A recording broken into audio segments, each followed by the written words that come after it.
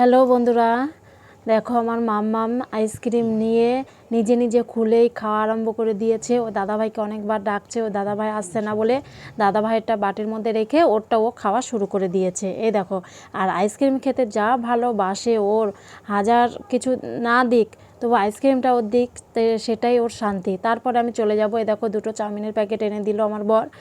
আর আমার যা এসেছে, মামা শ্বশুরের বৌমা এসেছে, এই দমদমের এখানেই থাকে চাকরির সূত্রে। আর ওই দেওরের বউ এসেছে আর কি, ভাইয়ের বউ এসেছে। তার জন্যে আমি গল্প করছি সবার সঙ্গে। আমার ননদও এসেছিল, ননদ তারপর ওই যা, দুইজনের সঙ্গে গল্প করতে করতে চাউমিনটা এই দেখো পাত্রের মধ্যে ঢেলে নিলাম। ঢেলে নিয়ে এখন বাড়াও শুরু করে দিয়েছি। এখন সবাইকে খেতে দেবো। আর ঠান্ডা করেছিলাম রসনা, সেটা দিয়ে আর এই চাউমিন দিয়ে এখন খেতে দেবো। সন্ধ্যের সময় এসেছে আমার শাশুড়ি মাকে দেখতে। শাশুড়ি মার শরীরটা ভালো ছিল না শুনেছে, দেখতে চলে